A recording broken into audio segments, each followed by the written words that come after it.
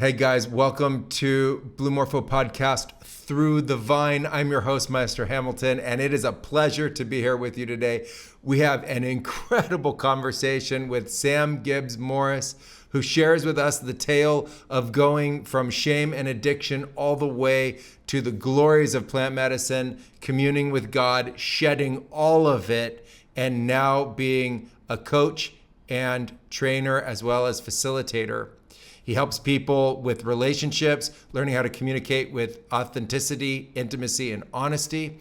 And this conversation is wow. He shares his wisdom and knowledge of having been with the plants. And if you're interested in this, you want to hear his story. I just want to let you guys know here at Blue Morpho, we're continuing our growth and advancements. We have a monthly mystery school. If you would like to join that, you can get in at bluemorphoacademy.com. We have facilitator and foundations programs for everybody interested in learning about plant medicines and having this deep wisdom and knowledge to apply to ourselves so that we can have safe, authentic, wonderful personal explorations with the plant medicines. And of course, our signature retreats that you can check out at bluemorphotours.com. We have Ayahuasca and San Pedro retreats down here in Peru, and we would love to share these plant medicines with you. So let's get into the conversation right now. Here we go. So there was a moment in this It was in 2022, the third night drinking ayahuasca at this retreat in Costa Rica. It was the most intense battle in myself between, the moments of God presence and the moments of this is awful and miserable and like the hell that I'm experiencing. And I was just I got to the point where it was, God damn it, in my head, more of this again. And then I had a moment where I thought to myself, I had this download drop in. What if it was God, thank you? And that moment so every time I felt the God damn it energy come up, I said, God, thank you. And everything from that moment shifted and changed. And the whole entire experience was the presence of God and the clearing and everything that I had to work through in that 6 or 8 hours, whatever it was. I'm not even sure what time it was, but in that moment, the complete shift happened. And I had this just profound presence of God presence in my life. And in that moment, the kind of the backstory there is that a month prior to that ayahuasca experience, I had been diagnosed with cancer in my mouth for the third time. Oral cancer had a recurrence for the third time, and I had been almost 11 years free, and I got this diagnosis in the beginning of November. I had this ayahuasca retreat planned. I was going down there to help facilitate a part of it and then sit with ayahuasca. And so I knew that ayahuasca was going to be part of my healing path of that cancer. And so I went with the intention of show me what I need to see to purge this cancer from my body. And that night, in that moment, what I was experiencing was all the shame that I had carried with me for my entire life, 47 years at that point. The heaviness, the weight, the depth, like my physical body was carrying this level of shame that I had cultivated, that I had picked up at 5 years old. And I spent 3 hours looking at every single part of me that I was shameful about. And then in that moment when I said, God, thank you, it was all lifted. 3 weeks after the ayahuasca ceremony, I got a biopsy done and the cancer was gone. Wow. Well, yeah, a miraculous thank you right there to the plants. And part of my intention for that entire year was show me where I'm not believing deeply in God and source and spirit, and show me what it's like to believe at that level. And I got that intention in that moment. That's just incredible. What do you think in that moment got you from God damn it to God thank you? What's that shift? Take us in there with you. You're in the depths of it. We know the churning cycles that we go through. How did that moment happen? What are you seeing? What's the context? What's going on around you? Yeah. So in that what's going on around me is, it's pitch black and there's maybe a couple candles lit in the Maloka. And I'm just, it's one of those things of like, what else do I have to do? Like, where else can I go with this? Like, I feel like I'm at the end of I'm maxed out here. Like, I don't know how much more of this I can take. And it's not as you know, like the ayahuasca in that moment is the micro of the macro of my life, of like how much, like, I can't carry this weight anymore.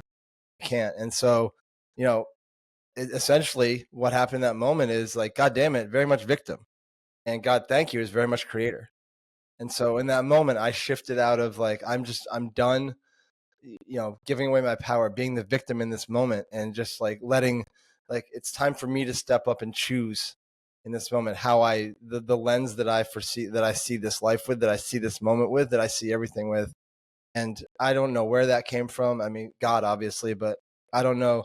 Like in that moment, it was just like, I was so tired of the goddamn it. I was so tired of the victim that I'm like, I'll try. What's the exact opposite of this? God, thank you. And it was like, I mean, to this, like, literal snap of a fingers, and everything lightened up and everything shifted. That's amazing. And I love how you drilled down there on choice, how Yeah. in the experience, it's your choice. Were you seeing colors and patterns at that time? Were there other presences around you? Was it all mental? Were you sick? What was that like? I was, so, one of the things in ayahuasca that is so powerful to me is that everything gets to exist. It's the most spacious of an experience that you can have. And so I don't struggle with this, but I have the simultaneous experience of like seeing, feeling, and experiencing, and it's all one. And I I almost can't tell the difference between if it's a feeling and an embodied experience or a vision. But in that moment, I was deep in the kind of the swell of ayahuasca, and like we talked about it before this, like, if you know, I was in that place where ayahuasca holds you. And the discomfort was that mental anguish, that like obsessive thinking. I was revisiting, the childhood where I was so sick and the kids were bullying me. I was revisiting the 20 years I spent in addiction, in and out of jails, and the pain that caused my family and myself. Like, literally every version of me that carried the shame was there with me. And I was reliving those moments, and that was what got me to that point of like, this is torturous, and I have to do whatever I can to change it. That's incredible. How long ago was this experience? This was November of 2022. Wow. Had you had ayahuasca before that? Yeah. So this all plays into the trajectory of ayahuasca for me. The first time I sat with ayahuasca was 2021. I went down to Peru and I found a place that offered a 3-week track of 12 ceremonies, and I'm like, okay, that's me. I'm going in. And in the middle week there, it was the first time that I was actually, I was still, I hadn't really, I was able to look at all my human things, right? All on like this human level, this human awareness that we have. And this is why the plants are so beautiful, is they take us beyond what we're humanly aware of and show us that what we don't know about things. And so I was down there that first time, and it was, I mean, this was in the middle of the Amazon rainforest. This was no candles. This was Shipibo style, complete darkness, and probably 2:30 in the morning. And I had been introduced to my shame for the first week and a half. Shown that like shame was like how I entered every single interaction, every single intimate relationship, every single business thing that I was doing was to disprove my shame unconsciously. And so I would show up as this shameful, pedestalizing people, feeling always less than. And those 3 weeks, the ayahuasca said, this level of shame is what drives your life. And I said that second week, I said, okay, I understand. Like, show me the depth of it. Show me how deeply this runs in me. And rewind even further, 2009, middle of my kind of run with addiction. I had fallen off a balcony 35 feet from a bar, landed on pavement down below, and I had no recollection really of it at all. I remember the before, and I remember waking up in the hospital, and I was always confused. And in that moment, when I asked for the depth of my shame, so 2 a.m, middle of the Amazon rainforest, pitch black, and the Homa Loca lights up like it's right now, like 2 p.m. in Central Time Zone, like daylight. And it said that was a suicide attempt. Your shame was so deep that you decided in that moment that you were going to commit suicide. You could not handle this shame anymore. And so that was where my full on, that was the opening or the realization that I needed to completely shift. And it took me about a year, a little over a year, to integrate that and then get to the point where the cancer came ready. The cancer was my body purging this shame out of my body. It was all the things that I was holding on to, those identities that carried the shame. So it took me a year from the recognition of that, the showing, the knowing, to integrate it all and purge it out of my physical body. That's incredible. Like, you know, take us into that. Let's go back before that. What's the addiction, you know, et cetera? Like, you know, Yeah. tell everyone first who you are now. You know, like this is the after, this is the effects, this is what has come forth. And then take us all the way back to that time, leading you into the call to the plants and yeah, just make that come alive. Yeah. So who I am now. So I'm now, I feel my consciousness is the highest it's ever been. I'm tapped into my body. I'm embodied. I'm free in my body. I'm free in my life, free in my thoughts. I just got married recently. I'm a medicine facilitator myself. I facilitate Bufo. I work with men and couples and consciously relating to each other in their relationships so they can communicate and live a happier life. That's who I am now. To get here, you know, it started my path. The real shift on my path happened in 2012 in November, when I was sitting by myself at my kitchen table with a lot of drugs and a lot of alcohol, and I just hit this point where this is it. I said, I can't go on. There's no way that it was 20 years of this. How this cannot continue. And so I in that moment decided and shifted and went into rehab for 9 months, and then did the AA for 6 years. And then that's when, after about 6 years in AA, I had ayahuasca on my radar for about 2 or 3 years, and I always had this. You know, I was in that battle, that conversation of like sobriety versus plant medicine, and where do I stand with that? And you know, knowing what I know now, it's like, if we want to use the sobriety term, like I am more sober than I've ever been in my entire life, in a very like that grounded, centered, present place. And I knew that when I left, I decided to leave AA, and I knew that going forward, it was plants. Plants were going to be my path of like deeper self-exploration, because I had repeating patterns. Like these things were coming up that, you know, 6 or 7 years without the alcohol and drugs, I'm still kind of repeating some things, and there's something I don't know here. And so what the addiction looked like was, you know, so my shame started when I was very young. Severe asthma, severe allergies, food allergies, and asthma. And so, you know, shame begins when, as children, we're trying to get a basic need met, and we experience shame or rejection or humiliation. So I would be made fun of for my breathing or not being able to eat a candy bar with nuts in it. And so immediately, you know, I'm broken. I'm ashamed of who I am. And so what that led to, what the kind of the adult manifestation of that was a lot of social anxiety, a lot of, you know, feeling that shame that I would bring to relationships was, you know, I'm not cool enough to be here, or I don't feel comfortable in this group setting. So throw some alcohol in there, you know, lubrication makes it a little bit easier to participate.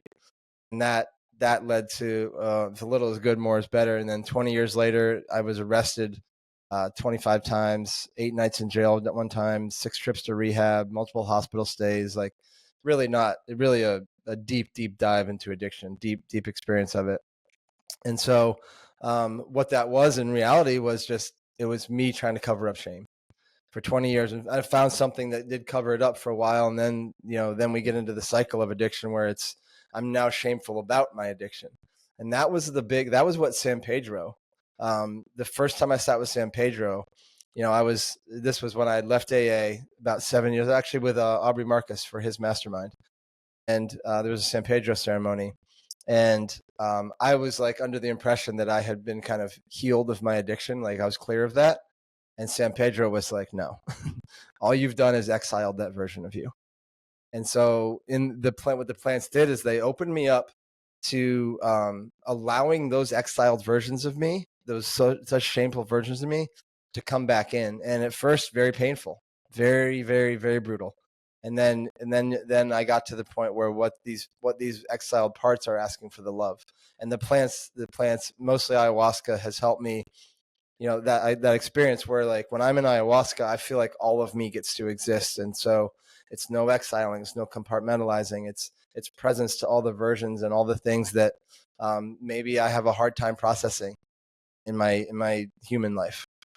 And so, like the ayahuasca has essentially brought me back to wholeness without having that need to exile that. Maybe that's that 8-year-old kid that was having trouble breathing and on, playing Little League and his friends were making fun of him. That was an exiled version of me. And then the addictive version of me exiled away. And I looked at those as, for a while, it was okay, as long as they're, exiled, they're healed. But, as we all know, like they will come back one way or another. And sitting with ayahuasca and other plants has allowed me to really reintegrate and become whole again with all those versions. That's incredible. I want to go a little bit into transition from AA, because a lot of people out there need this kind of support, but there's a stigma inside AA. You can't go back to, quote, using anything, but there is an allowance to use real medicines. When you're sick, you can take medicine. Yeah. And, now there's all this kind of just propaganda that's been going on since the inclusion of all of these plant medicines in the kind of umbrella of drugs. And so I think it's hard for people to figure that out, make that decision, parse that out within themselves. So walk me through that process of what that was like inside you, the internal debate when you heard about these plants and that they could potentially help you, but that it might not go in alignment with certain beliefs inside AA. What was that like? Yeah, I mean, that was what kept me there for so long, was it's what kept me there, and it's also what was the disconnect for me in AA, was the kind of the real, like, narrow path. I mean, and again, like, this is not an AA bashing at all. I believe it's super powerful. It's everything I needed for 6 years. I have many great friends that are still in AA. For me, it got very limiting. It got very narrow, and part of the thing was the identity of every morning. You go into a meeting, I'm Sam, I'm an alcoholic. It felt to me, I started to identify, kind of flipped over, and I identified more with, like, this means I'm still broken. And I started to understand, like, there's something, like, I need something more. I need to experience something more. And so the big conversation inside of me the fear really was, am I going to, drink ayahuasca or sit with Bufo or do whatever and end up 3 weeks later in jail? That was the fear of mine. And so what I landed on coming out of it is that I'm not going to go right from AA into it. I'm going to take some time and deepen in meditation, deepen in some deep spiritual practices, and then allow, like, myself to titrate into the medicines a little bit. So I started with microdosing mushrooms, and again, like, very, very small amounts. And it was a pretty immediate feedback that, like, this is it. Like, because really what was happening was that there was no, like, the addict is like, it's a never stop thing. It's the runaway freight train. But I would do it, and I wouldn't have, my main fear was that, like, I would just be all the time, like, and it would come take over my life, and it wasn't. And so I felt, I started to build trust for these medicines. I started to build, really, what I felt like leaving AA was a massive trust fall for me back into myself, because I felt this deep call to learn to trust myself without any help or without any kind of, like, guardrails on it. And so this, going to these medicines, was a deep exercise in me trusting myself. And I think that the root of my ability to move is, intentionality. So drinking, or even using psychedelics in the very recreational way, which I did, high school and college, like, there was not intentionality in that at all. When I go in with this consciousness and this intentionality and this, like, actually having a real purpose for these, that's when the shift goes from drug to medicine. And it goes from recklessness to intentionality, or mindlessness to intentionality. Yeah. I also think there's a huge piece of this, which is utilizing the medicine to make you look at, address, and face the issues versus escape. You could exile these parts of you, which is Yes. part of creating the problem. I think it's common now, people are hearing, you go in there and you don't get to hide anything, especially from yourself. And you have to really dig deep and accept a lot of what you're going to see as you go through the nature of that process. I've learned that that's part of the healing process, and to embrace it and to understand it. But I think it's really important to put a message out there that for those that feel like this could really help them to know that it's okay to use a medicine and to treat it that way, use it really as a medicine, stay within the guidelines, and understand that these are medicine ceremonies that have been going on for thousands of years for humans, Yeah. and that Yeah. humans discovered it in the forest. And that, I feel really honored and lucky enough to have gotten taken into that space so that I could learn about that and understand these are medicines. In other parts of the world, they could be considered drugs, but these cultures have learned how to use them truly in this medicinal form, and that there's a whole structure around it. There's a whole treatment associated with it. And Yeah. it can be used to treat addiction as well as other difficulties in the mind and someone's psychology. It can help reorient that. Yeah, I totally agree with that 100%. And I think, in addition to that, one of the most powerful things about the AA or any kind of recovery program is the community, is the support on the sides of it, right? And so, going into these plant medicine ceremonies, you go in with people and really encouraged to build that community of the like-minded people that you're in there with, leading up to it with dieta or whatever it is, and coming out of it with the integration support is what really, really provides powerful experiences. Yeah, I agree too. The nature of community is a super important part of it. And when you get in there, you realize that regardless of what you're carrying with you, so everyone else is carrying their own version of that Yeah. depth of life. And I always say it's like it goes from the worst of the worst for you to the best of the best for you, and that framework applies to everybody. I've Yeah. loved that too at Blue Morpho, where the people come from all over. You don't know who's coming, but it's always this mix of just people, community, and societies from all over the world that ultimately unveil that about themselves, that people are all carrying shame or some kind of depression, trauma, or difficulty. The context around it's different for each person, but there's a commonality that gets shared. 100% agree. It's so powerful, like to be, and that's why I do recommend a lot of people to go away to do these experiences where like you can do it, on a weekend here in Austin or maybe LA or something like that, and go back to your life. It's so powerful. It's a really powerful, and if that's what it means, if that's what's for you, then great. I think it's really powerful to go to Costa Rica, to go to Peru, to go to Blue Morpho, and drop in with these people for 7 or 10 days and really be there and disconnect and be present with them and hear their stories. And so much happens in those relationships. It's really, really beautiful. So you said that you went to well, first you were microdosing, and then you had this San Pedro experience. For those, who don't know about San Pedro too much, it's also kind of this unsung hero in the world of plant medicine. I think it's starting to little by little gain its rightful place. What's it like drinking San Pedro for you, and what were those early experiences like? Yeah. So that experience drinking San Pedro was, it was in Sedona, and it was, outside in nature on a riverbed. And it's that more like, open, kind of more social, like your heart's open, you're in the body, like it's that warm kind of fuzzy feeling. And, so I had two experiences. I had that experience where it was like, like we were all hanging out by the riverbed and it was beautiful and interacting and laughing and loving on each other and all that. And then I had a secondary experience there where later on where the addict came back in, and I was, it was hard, really hard. But again, I had the support of people around me and I was there. And then afterward was this, like I literally felt my eyeballs lighter in a way. Like I felt like a lighter version of myself. And so it was so beautiful to have the way that San Pedro kind of like envelops you, and it feels like you're in this bubble.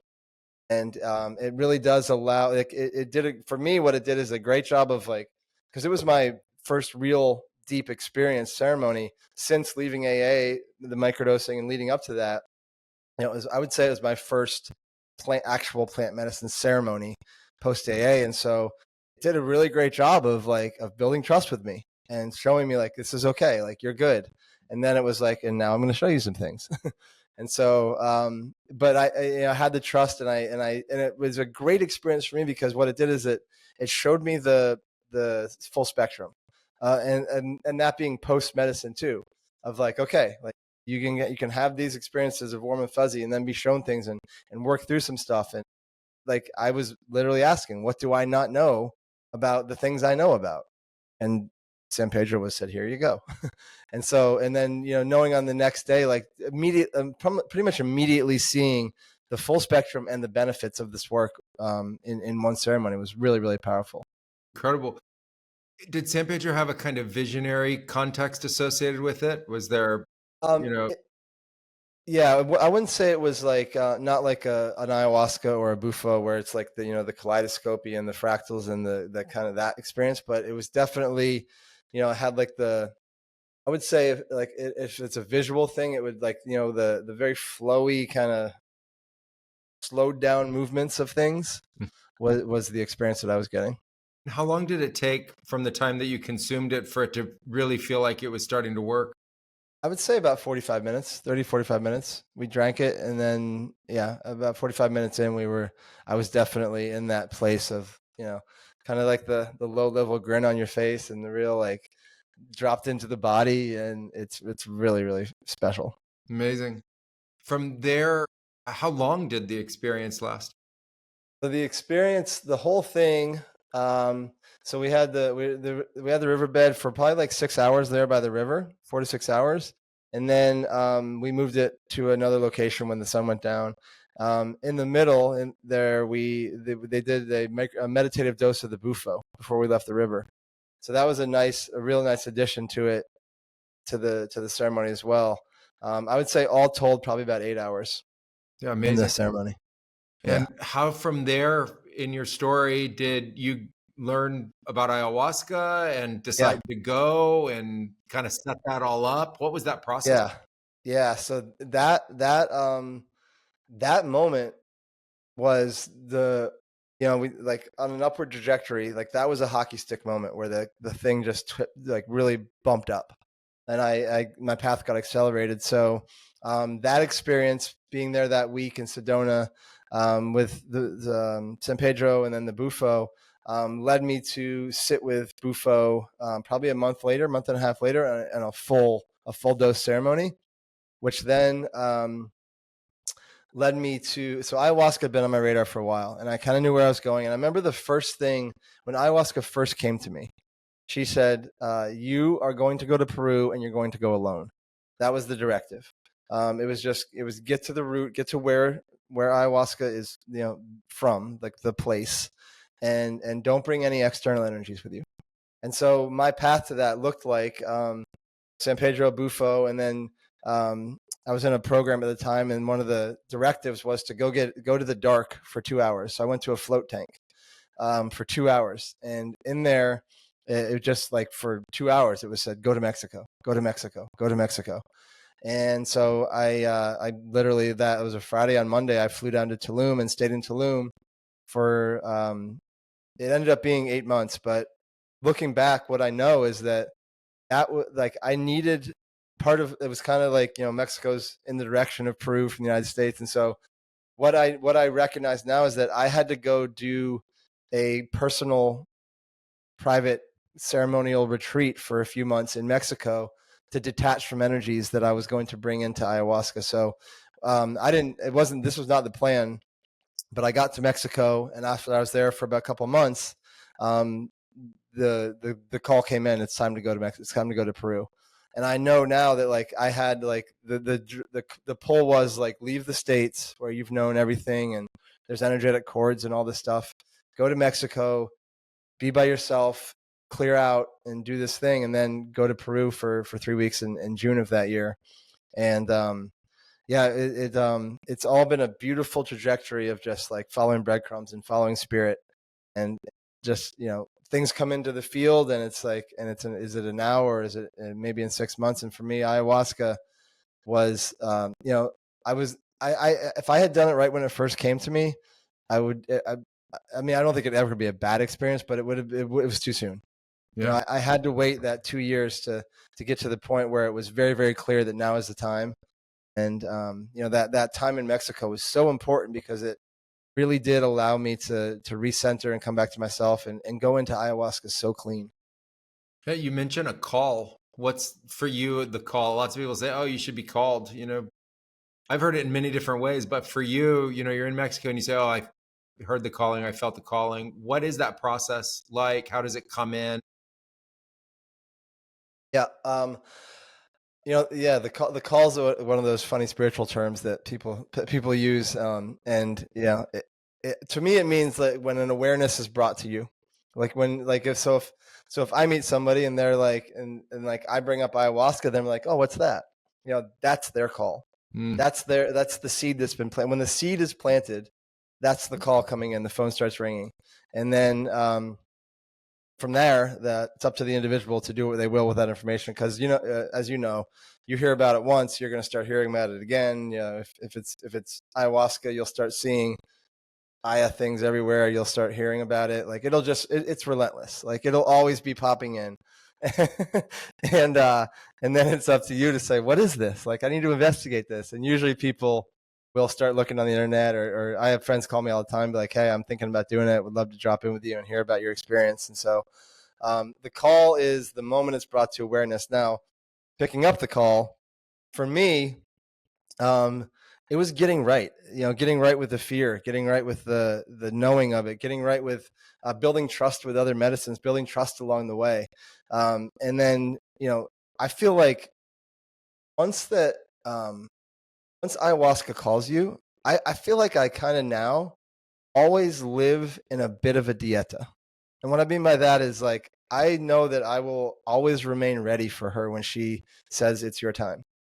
And because there's times when I've tried and weird things will happen. Book a flight, get sick, or book a flight, lose your luggage. Like it will only happen when everything is aligned and everything is correct. And she's ready for you to come to her and you're ready to go to her as well.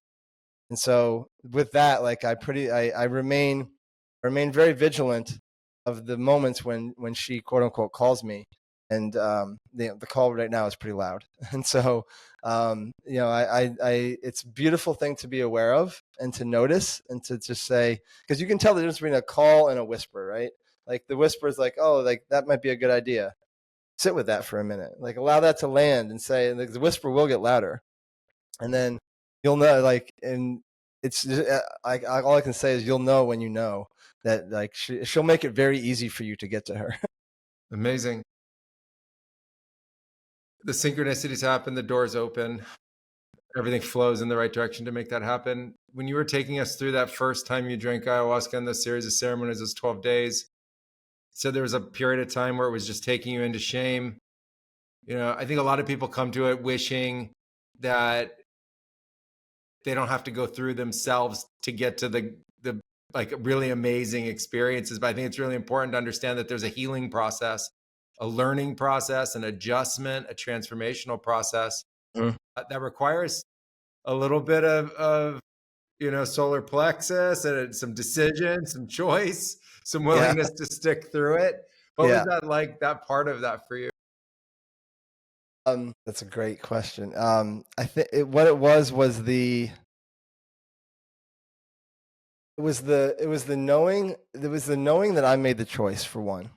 Like, again, as much as ayahuasca will call you in and bring you there, it is still, you still have that moment when you have the cup in your hand or you're getting on the flight or whatever it is that you choose. And I think that within that is the trust, right? And so knowing, for me, I feel that I found that ayahuasca is very conversational in a way. Like you're really able to communicate in the ceremony with her. If she shows you something, there can be like, she present it, and then you can say, sometimes you can say yes or no, and like, it's not right now. And she'll say, okay, how about this?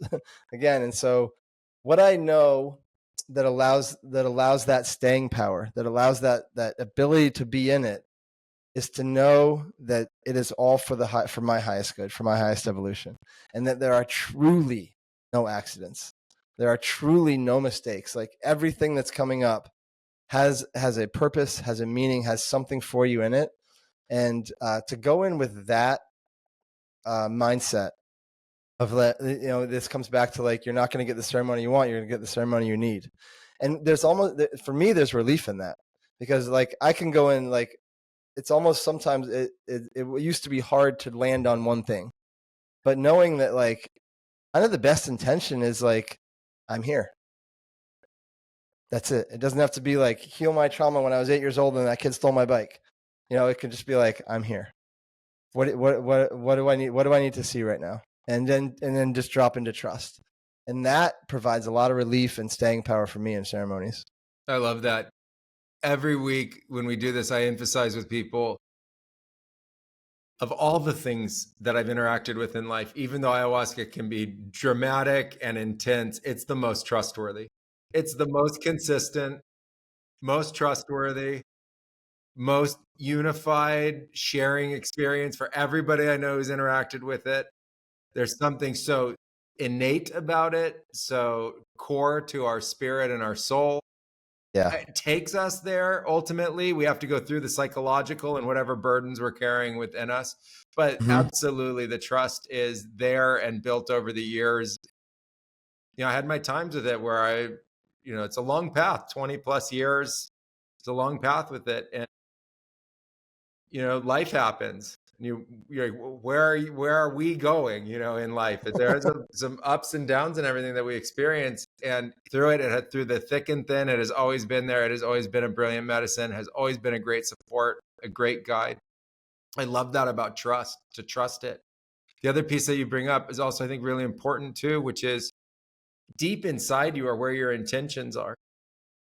Deep inside, and you're drinking the ayahuasca to deep inside you. Same with San Pedro, same with the mushrooms. You're taking them deep first. They'll figure out their way to your mind, but you're taking them right into your digestion. I mean, there's nothing deeper than that, right? It goes right into your core, into the energy. And I think often we don't know how to put what we need in words. We can put what we think we need in words, but we don't know how to put what we actually need in words. And there's a beautiful intelligence to these plant medicines that can know where to guide us and how to take us there. So I often tell people, the kid with the bike at 8 years old, I have those stories too, when that happened. Yeah. But I often say, like you, just go in there, show me what I need to see, teach me, I'm here, heal me. And that's enough. Like after that, the great intelligence of consciousness, the spirit, the ayahuasca, the plants all kick in. And so important for that. And I think that takes the pressure off too. Yeah. I love that you brought in the intelligence. It blows me away all the time. The intelligence of the medicine is just beyond anything that we can comprehend. I mean, all the way back to the way that it found its way into our human consciousness, our collective, through the people in the jungle. Like that level of intelligence and communication. I mean, you go to the jungle and you understand, but the level of there's another trust thing is trusting the shamans that are holding the ceremonies. Like when you see the level of communication and the dynamic between the plants and the shamans and the jungle and the people, it is just beautiful, beautiful intelligence that there's nothing you can do except trust it. Agreed. When I was first down here in my early 20s, I went out into the forest and I watched these guys as I sat with them. And I realized that they had first a different mind. That for me was mind blowing. I thought everyone had basically the same mind. Some were smarter, some weren't, but they were tapped into something completely foreign to me and looking at me like I was strange. Like, why aren't you tapped in at all? And it's this incredible connection with the forest itself, with the understandings of it, the life force of it, the subtlety of it. And also it's really profound presence as you're there with these giant trees and all the sounds that it makes. But they're tapped into it, not looking at it and appreciating it just for its natural beauty, but something much deeper than that. They call it spirit. They're just it's spirit. But, they're really tapped into the field of energy that the whole thing represents and the nature of how it flows and how it communicates. And as you say, first of all, how the information from the plants was passed down to the people to even know how to combine them, which ones to use, etc.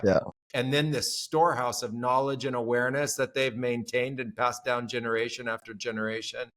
I don't think you can ever overestimate the amount of intelligence. You can only approximate. It's so smart. And if that's interesting to somebody listening, that's a call.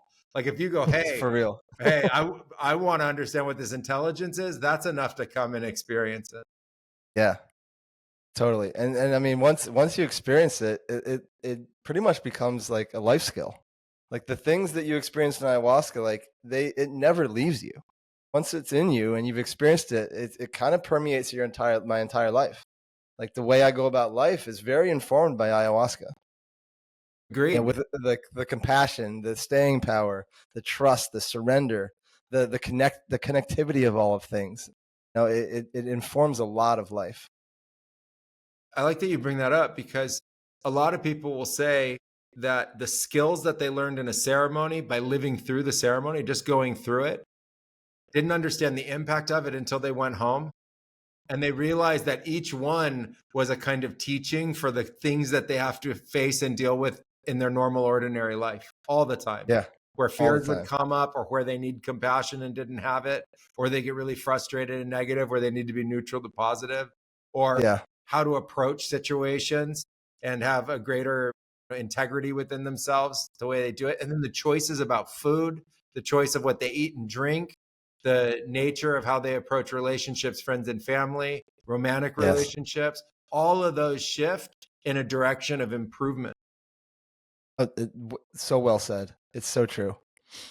Like we come back out of these ceremonies, and I tell my clients this all the time that go, is that they're like, oh, I got to like make this intentional time for integration with meditation and journaling. Like, yes. And how about you just witness how you interact with your life differently.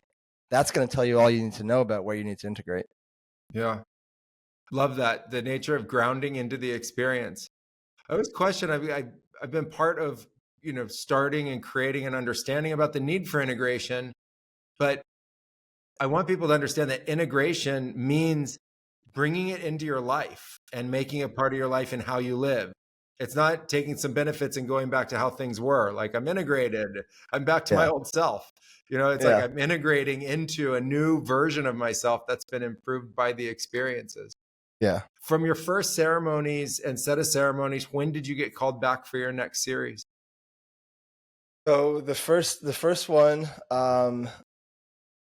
was June of 2021, and then the next one was that November in Costa Rica in 2022. So that the call came in probably about I'd say 6 months after June. So probably like January of 2022. I was like, well, I think I'm ready to go back. Like, it was kind of like, I did it. I was there for 3 weeks, and ayahuasca does this amazing thing where it knows how long you're going to be there. So if you're there for, 4 nights, she'll bring you up for the first 2, give you some real deep stuff. And then the last one's usually like, okay, we're going to ride this out with some joy and some grace, and, send you off on your way.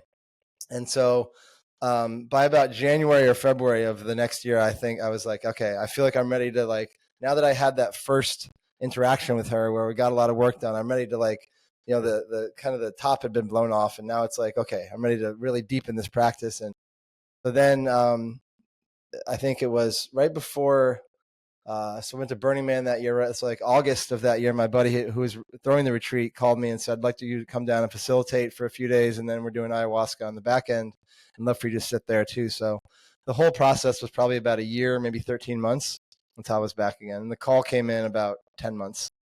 Incredible. You mentioned before being with God. Yes. I think for a lot of people, that's a pretty foreign concept.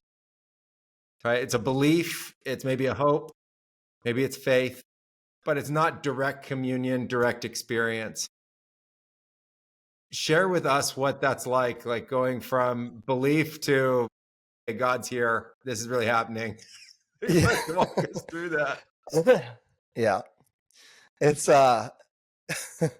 it could be talked about as the 18 inches from your head to your heart, but what my experience is like there's moments when I'm overcome with sometimes with gratitude, sometimes with space, sometimes with weight, sometimes with tears, and I can't pinpoint exactly what, there's nothing I can say oh, that's causing me to cry.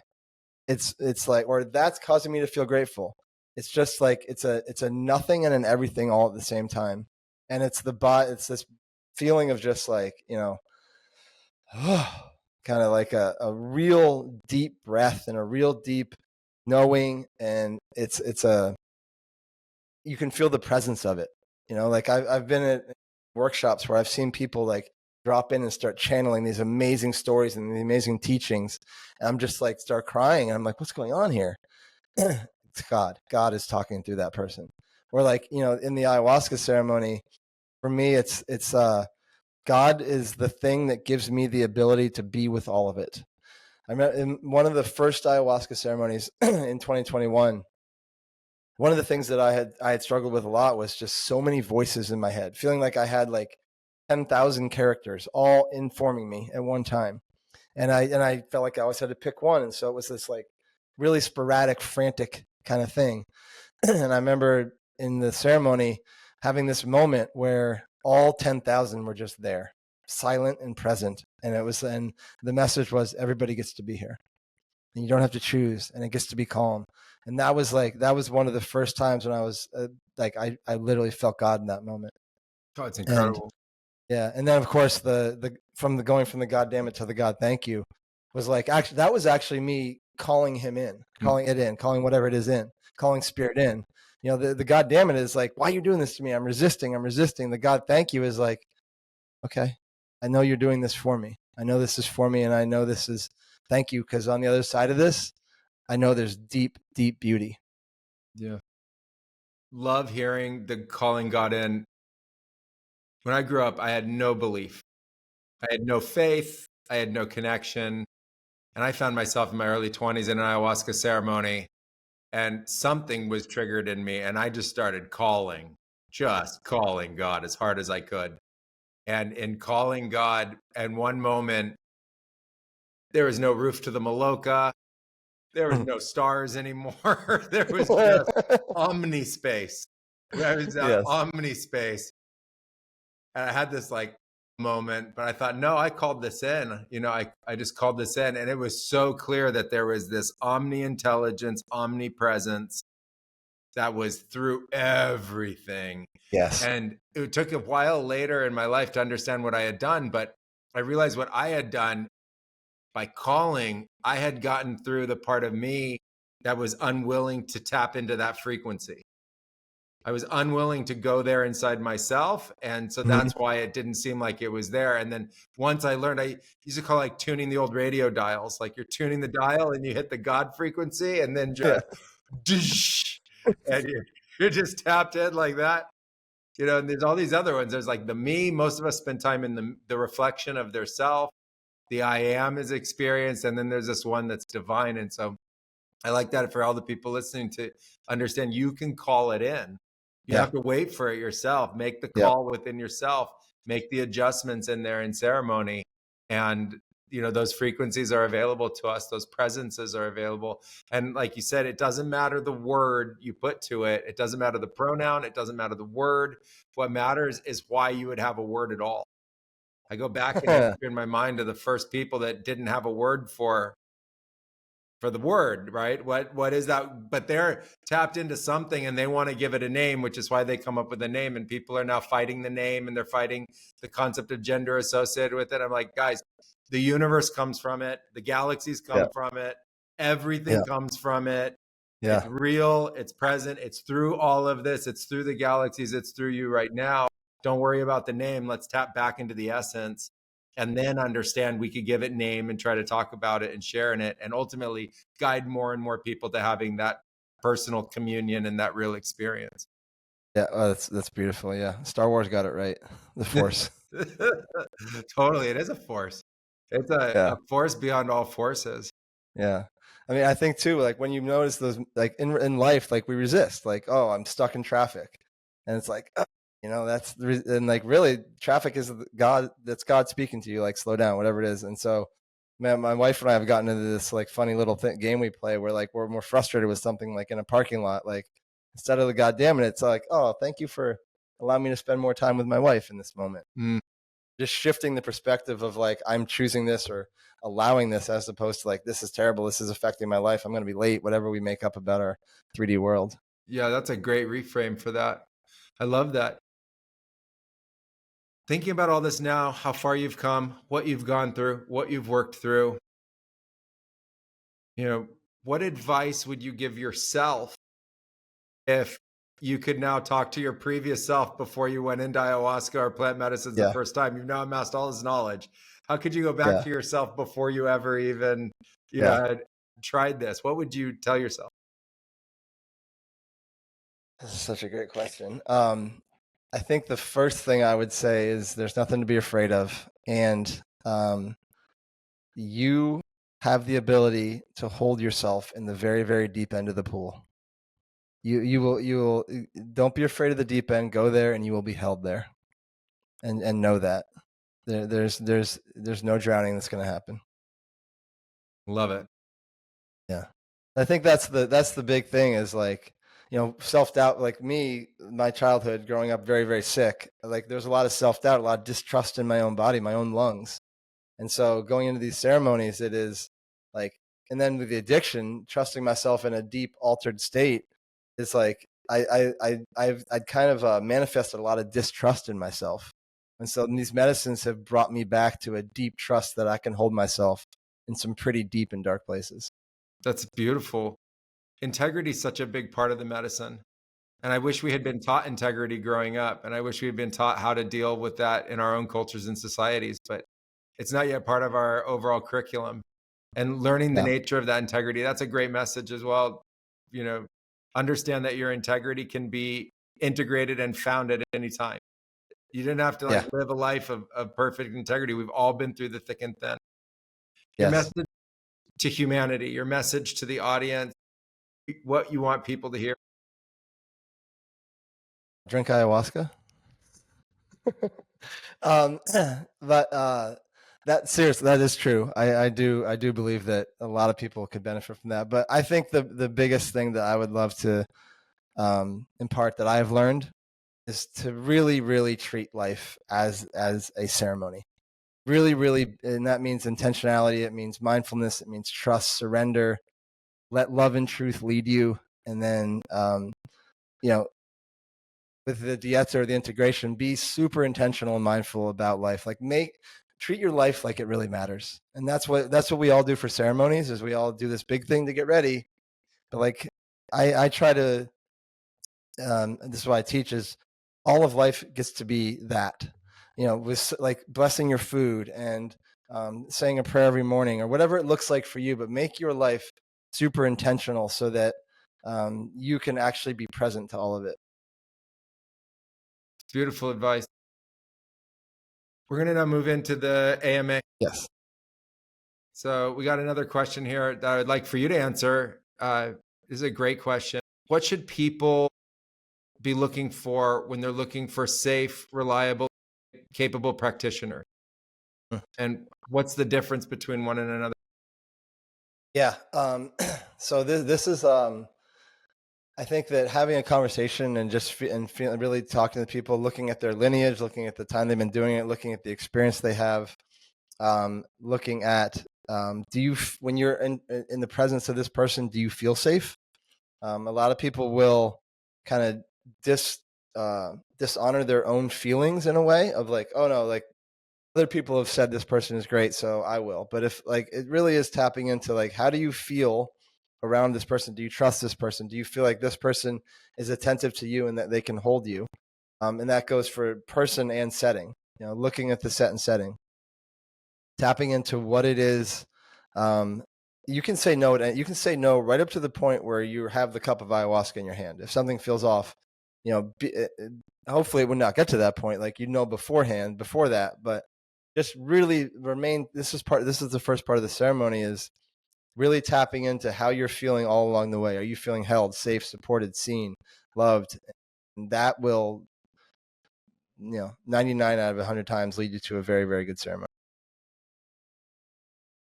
And so the distinction there is the opposite is, if there's anything that comes up, a question about the facilitator or the shaman, or a question about the facility, presence it, bring it up. Like the idea is that this is an area where these areas are so when done well, they are extremely safe and extremely valuable and extremely expansive. When they are not done well, they are extremely dangerous, extremely unsafe, and extremely destructive. And so, again, being tapped into your body and your knowing and your feeling about the things is the best guide. Yeah, really important, the part you say about you can get out at any time. You can say no at any time. You can change course at any time. And really, bring up any kinds of questions or concerns that you have with the people that are running it. Talk with them. If they're not willing to, and they put themselves up on a place where they don't discuss, or they don't want to talk about it, or they're not willing to address your concerns, to me, that's a big red flag. 100%. Obviously, everyone who cares about you and is compassionate to you is willing to speak with you, hear your fears and concerns, and provide their perspective and point of view. And I also think, especially in today's day and age with the medicines and different strengths of them, to understand that there's an importance to be able to have less and more. You don't have to always have one big dose. And there are some places that say that's the only way it works. So be mindful of that too, that there are people out there where you can serve less if you feel like you need less, and you can ask for that. You don't have to drink, strong plant medicines in a quantity that isn't good for you. And so, to follow that. We have another question here. What can we do to keep the experiences from a plant medicine journey alive in our life?